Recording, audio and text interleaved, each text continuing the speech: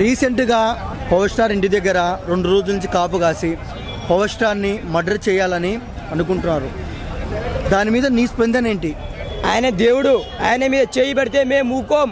ఎవడున్నాడో కాపగాడితే మేము పోయి కొడతాం. మా దేవుడిని ఎవరైనా టచ్ చేయాలా ఇక అమ్మ చెప్పదిగా అది ఉంటుందన్న. మా పవర్ స్టార్ దేవుడు అన్న, ఆయన దేవుడు, కాబోయే సీఎం, ఏపీ సీఎం అని ఆయనే. మొన్న వైజాగ్లో ఎట్టయిందన్న, మొన్న వైజాగ్లో ఆ గొడవ ఏంది? అది వైజాగ్లో ఎంతమంది జనం చూసిలా, ఇట్లా దుమ్ము పడితే కింద వాళ్ళని దుమ్ము అంత జనం. పవర్ స్టార్ని ఎవడైనా టచ్ చేసిండో ఫస్ట్ నన్ను టచ్ చేయాలా, మా ఫ్యాన్స్ని టచ్ చేసి వాడు రావాలా బయటికాడు. ఏం బ్రో పవర్ స్టార్ బ్రో, ఆయన దేవుడు బ్రో, కాబోయే దేవుడు. మా పవనిజం అంటే జనసేన పవనిజం బ్రో, ప్రాణం ఇచ్చేస్తాం దేవుని కోసం బ్రో.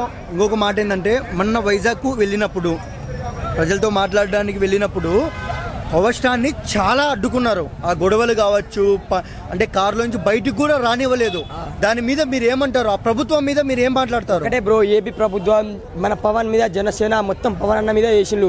కుట్ర ఏంటంటే రోజా గారు, ఈ జగన్ వీళ్ళందరూ మన మీద పగబట్టింది బ్రో, పవర్ స్టార్ని రానియద్దని. కానీ ఎవడు ఎంత చేసినా, ఎవడేం చేసినా మా పవర్ స్టార్ని ఎవడు ఆపలేడు.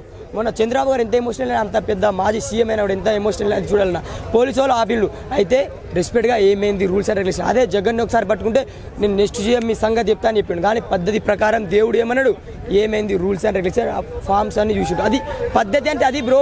నేను సీఎం, నేను ఇది చేస్తా ఏం పీకలేరు. పవర్ స్టార్ని ఎవడు ఆపలేడు. పక్కా next CM Janasena power star Pawan Kalyan bro. దాదాపు పవర్ స్టార్ని మర్డర్ చేయడానికి 250 కోట్లు తీసుకున్నారని బయట ఒక న్యూస్ అంటూ హాట్ టాపిక్ మారింది, వైరల్ అవుతుంది. దాని మీద మీరు ఏమంటారు అన్న? 250 కోట్లు కాదు, 1000 కోట్లైనా కూడా పవర్ స్టార్ని టచ్ చేసే మొగోడు ఇంకా ఎవరు లేడు, రాడు, చెయ్యడు కూడా బ్రో. పవర్ స్టార్ బ్రో, ఆయన దేవుడు. మనం మీద ఉంటాం బ్రో, ఆయన పైన దేవుడు చూస్తాడు కదా బ్రో.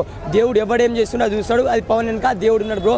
పవర్ స్టార్ వెనక పవనిజం ఉంది, ఎవడు ఏం పీకలేడు పవర్ స్టార్ది, అంతే పక్కా బ్రో. బ్రో, లాస్ట్ ఎన్నికల్లో జనసేన ఓడిపోయింది.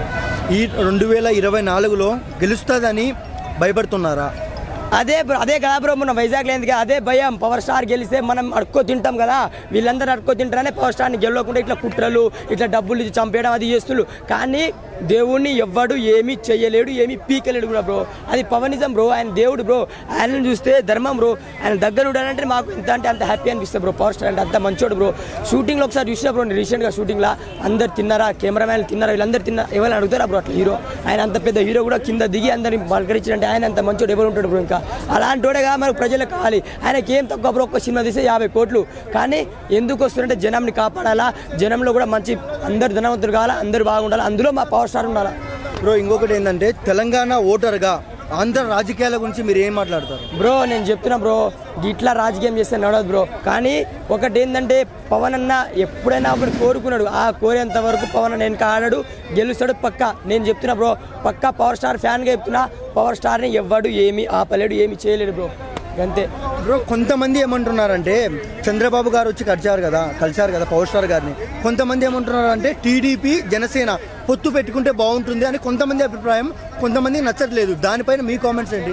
అంటే బ్రో, నిజాయితీగా చంద్రబాబు గారు ఇంత అవమానం జరిగింది కాబట్టి పవర్ స్టార్కి వచ్చి కలిస్తే ఇంకా పెరిగిపోతుంది, డెవలప్మెంట్ కూడా బాగా అవుతుంది అని నా కోరిక అన్న. కానీ ఇద్దరు కలిస్తే ఇంకా మంచిగా ఉంటుంది అన్న. కానీ పవర్ స్టార్ మాత్రం వెనక ఆడడన్న, ఈ విషయంలో వెనక ఆడడన్న. పవర్ స్టార్ అందరినీ కలుసుకొని ఉంటారు. ఎందుకంటే ఆయన పార్టీ అపోజిట్ అయినా కూడా ఆయనతో కలిసి మాట్లాడంటే అది గొప్పతనం చాలు బ్రో.